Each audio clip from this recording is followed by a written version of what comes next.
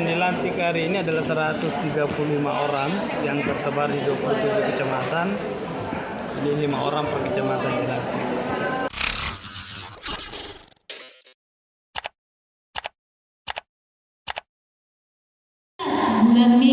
Sebanyak 135 orang anggota panitia pemilihan kecamatan (PPK), pemilihan gubernur dan wakil gubernur Sulsel, pemilihan bupati dan wakil bupati Bone 2024 telah dilantik.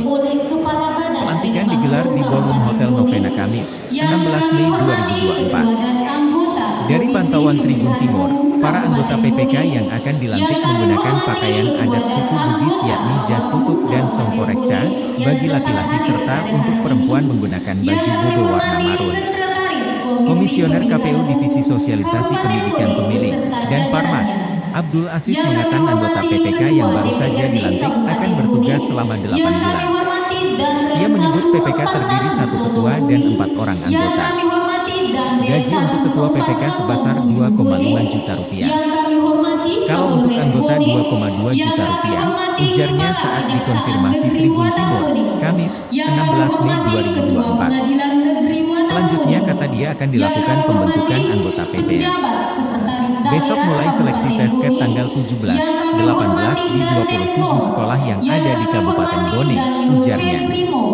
Sementara itu Ketua KPU Bone, Yusran Tajudin mengingatkan kepada seluruh PPK yang bertugas untuk tetap menjaga integritasnya.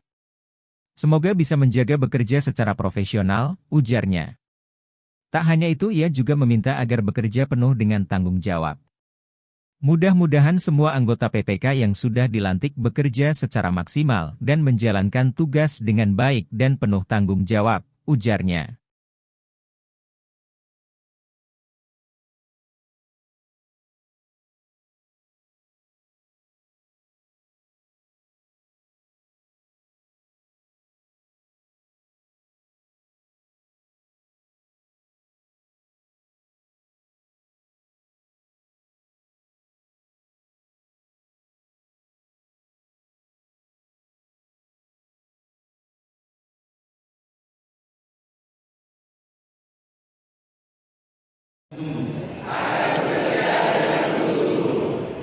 Jujur, adil dan cermat. Demi suksesnya pemilihan gubernur dan wakil gubernur.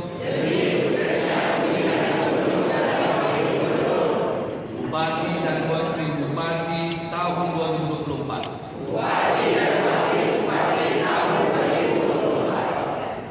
Tegaknya demokrasi dan keadilan. Serta mengutamakan kepentingan negara kesatuan Republik Indonesia daripada kepentingan pribadi atau golongan.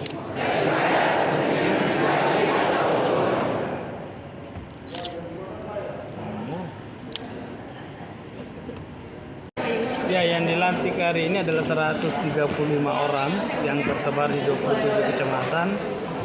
Jadi 5 orang per kecamatan dilantik. Ya Kak, kan sempat kemarin itu 270 orang di surat SK-nya. Ya, yang 5 orang bagaimana? Yang 5 orang itu statusnya adalah calon pengganti. Jadi apabila dalam proses nanti ada PPK yang mengundurkan diri, maka kemudian diambil 5 orang pengganti tersebut. Pesannya Kak untuk PPK yang terpilih ini Kak?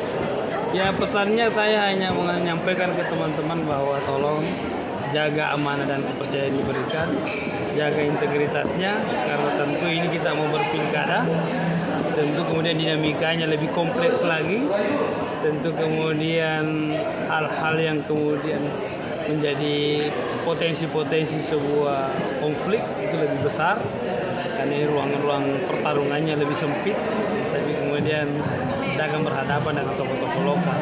Jadi kami mengingatkan teman-teman PPK yang dilantik ini untuk tetap menjaga netralitasnya, untuk tetap hanya fokus pada kerja-kerja menjadi penyelenggara, tidak larut dalam pertarungan konflik tersebut. Download Tribun X sekarang, menghadirkan lokal menjadi Indonesia.